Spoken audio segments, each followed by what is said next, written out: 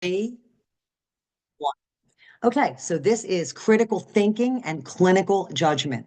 Okay, this is chapter 8 in ATI. So, what is critical thinking? All right, critical thinking is something that takes a minute to develop. Okay, in order to be a nurse, you have to take your knowledge, right, what you've learned, biological, social science, your knowledge of pathophysiology, and then your knowledge of procedures and skills, and kind of apply them, practically apply them. There are lots of thinking skills that have to be used when we take care of patients. Critical thinking. And critical thinking is interpretation, analysis, evaluation, inference, and explanation. In other words, taking all the data and interpreting it, analyzing and evaluating it, and basically coming to a conclusion to make a clinical judgment about a problem. And they lead you to an action or an intervention. And that process is called clinical reasoning. So the knowledge base starts with these foundational skills, right? Recall, in other words, memorizing. And then the next skill, comprehension, understanding, right? So you have to start there because those are the prerequisites to getting to critical thinking in nursing. So it's an active, orderly reasoning process. That's what critical thought is, that guides our approach to making judgment by taking what we know and then applying problem solving, logic, and decision making. So what you do is you look at a situation and you say to yourself, if I do X, what will happen? So you prioritize, you think about the course of action that you could take. There's probably more than one, and you examine them, keeping your ethics in mind and doing, what the right thing is. And then you determine what the outcome is that you want to achieve. So in order to have a positive effect on your client's health, you have to think critically. You have to be able to identify the problems and prioritize them. And then you have to come up with the best solutions.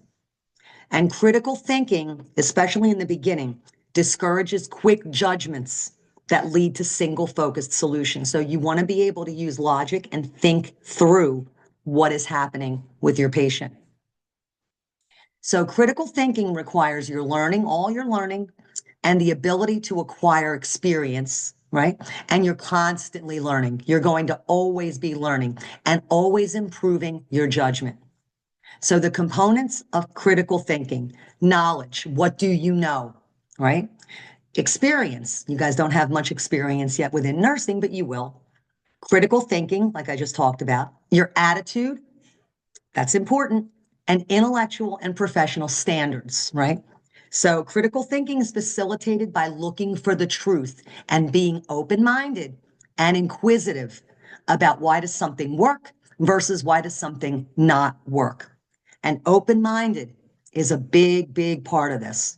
In other words, being able to say, all right, well, this is what I think, but I might not be 100% correct. Let me look at all the possibilities and take them in an open-minded way. Okay. And critical thinking uses syllogism. In other words, it's a systematic process, right? You don't jump to conclusions, but you use logic and you say, if this happens, then this is probably going to happen. And then if I do this, what will happen? Right? That's reason. It's a systematic process of reason. And you make an inference. In other words, you basically say, well, what can I assume will happen when you make a clinical decision by gathering all that data and then trying to say to yourself, like, what's the relationship between the information and the data? Example, patients complaining of abdominal pain. You look at their labs, you look at their CT scan results, right? You look at that information together with their symptoms, putting it together, and you say, all right, what's the relationship? Oh, they have right lower quadrant pain, rebound tenderness at McBurney's point. When I look at the CT scan, the appendix is inflamed. There you go. And that's how you pull together that information. And then what do? Right? So in that case, you wouldn't palpate again, because if the appendix is inflamed or infected and you push on it again, you could rupture it. So that's the inference that you come to by looking at the information you have and the data you have and putting it all together. Okay, that's what critical thinking is. So you have to be able to reflect. So it involves reflection, language, intuition. Yep, got to use your gut.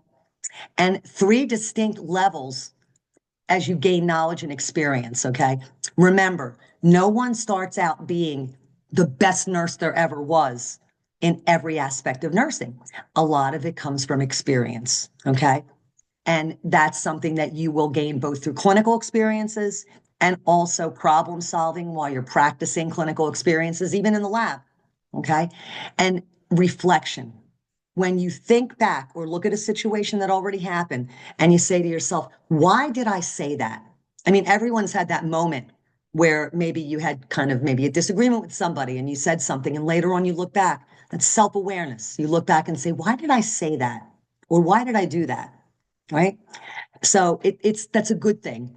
You don't want to perseverate or dwell on it, but you want to look at it, examine it, and say to yourself, what might I have done differently? Just like when you're caring for patients, you came up with a plan of care. Did the outcomes come out the way you wanted them to? If they did, then which ones were good and why? If they didn't, same thing. Why didn't they work? Right? You have to say to yourself, what might I have done differently? Okay. So here's all the components. Language. You have to have precise, clear language that demonstrates the way you're thinking, and you have to communicate unambiguous messages. In other words, messages that are clear, they're not confusing when you're speaking to the clients and other members of the team. So you always have to ask yourself, did I use language that was appropriate for that client? Or did I communicate the message clearly enough to the provider to get what I needed for that client? Right? So what you say is important, and the way you say it is also important. Right? Intuition. No scientific data attached to this. This is just your gut, an inner sense that somehow what I think I know is not correct. It doesn't support what may be going on. So, an intuition, listen, you have a gut for a reason. It should kind of motivate you to say, maybe I'm right, maybe I'm wrong, but I need to find out. I need to figure this out. So when you say, hey, there's something not right with this patient, let me look back and say, do the vital signs reflect changes that could account for why they are the way they are? Or when their status changed last month, what was the reason for it? What could be the reason for it? Is that what's happening right now? Like use your gut, but then use science to confirm or deny it. Okay. Basic critical thinking. Okay. In the beginning, when you first start out, you kind of trust the experts and you maybe think a little bit concretely based on rules. ABCs, airway, breathing, right? Circulation, ABCs. So it's kind of a concrete thought.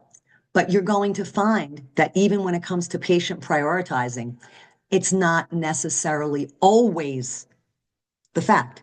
So the concrete thinking is thinking that this is the way and that's the end of the story, right? But in the beginning, that basic critical thinking is because you don't have a lot of nursing experience, right? Here's a good example. You have a client, 1 hour after they get their pain med, they're saying that they are having pain. But instead of reassessing them, you tell your client, well, your pain med's not due for another 2 hours. Is that the right thing to do? I'll give you a hint. No. Right. So you always have to kind of think, yes, you want to follow the rules, but then you also need to tailor it to that patient, right? And see, because what works for one won't work for all. The next thing, then you get to a level called complex critical thinking. This is where you start, you've got some experience behind you, some more knowledge, a little more trusting of the intuition, and a little more flexible attitude.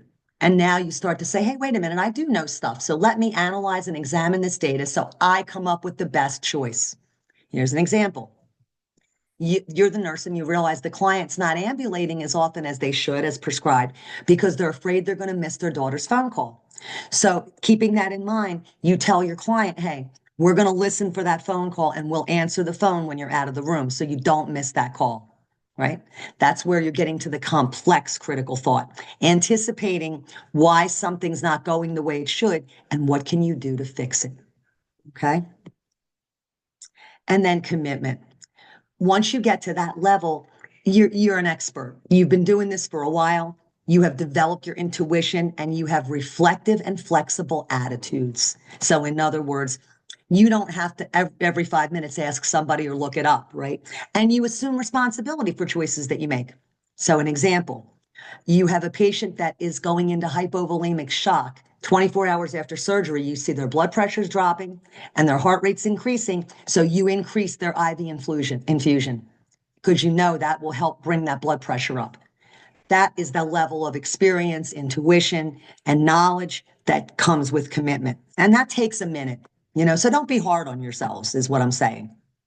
So when we look at critical thinking, right, what are the components of critical thinking, right? So knowledge, information specific to nursing that comes from your education. You're going to hear me say this a lot. Evidence-based practice, right? We're looking to peer-reviewed journal articles. We're looking to what the experts are all unanimously agreeing upon. Continuing education, which you're required to have, right? Once you get your license, 12 CEUs, continuing education units, you're required to get every 12 months. And any advanced degrees or certifications that you might get. Maybe you'll go on and get your RN. Maybe you'll get your BSN. Maybe you'll get your master's. Maybe you'll get a PhD. Who knows, right? And decision-making abilities that are derived from opportunities that let you interact with clients and reflect. So in other words, understanding the clinical situation, analyzing cues, what's going on. Maybe they're not in your face, but subtle things. And then taking your experience and your intuition and kind of putting them together, right, to come up with maybe some kind of a resolve. The cognition that you have, cognitive processes. So, basic logic, scientific method. We talked about that in the previous PowerPoint. You have to identify the problem, and then you have to say to yourself, all right, I know what the problem is. What do I want to happen? How do I find some information related to making that happen? And then how do I decide what information to use? And then how do I decide how to implement it? And then I'm going to evaluate it. So cognitive processes, the scientific method, problem solving, making decisions that you feel comfortable making, looking at diagnostic reasoning, looking at their tests and saying, here's what's going on, and here's the way they're behaving, or these are their symptoms. What do I think is happening? And then collaboration with your other clinicians, okay? And using critical thinking and using the nursing process always. Assessment, diagnosis, planning, intervention, evaluation, okay? And then mindsets that affect how you approach a problem, like critical thinking, includes feeling confident. Like, I know what I'm talking about. I'm sure of my abilities.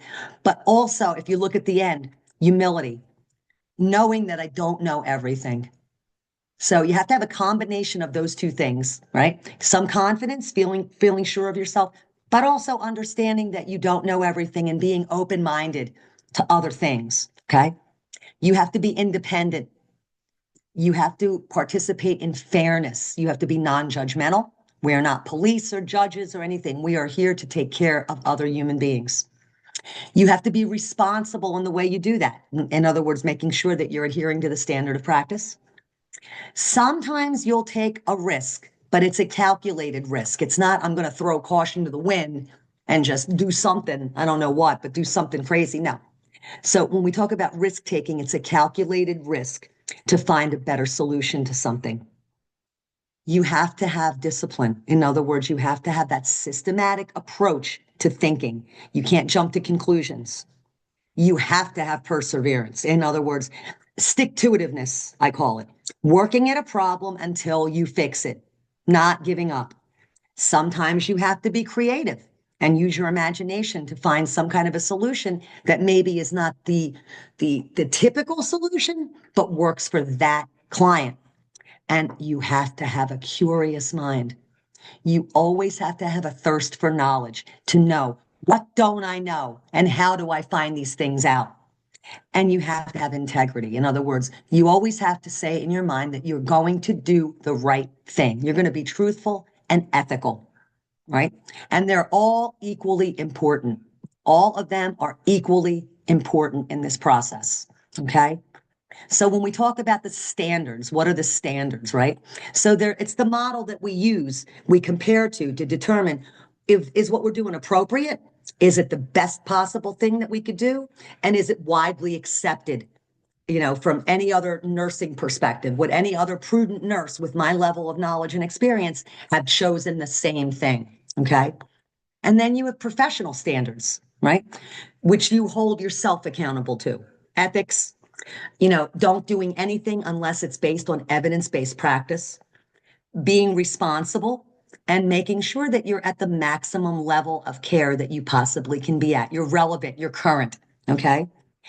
You can always improve critical thinking and clinical reasoning through things like concept mapping. I'm not a big journaling type of person, but just reflection, going back and saying, well, that happened, and maybe I didn't do the best possible thing. What could I have done differently?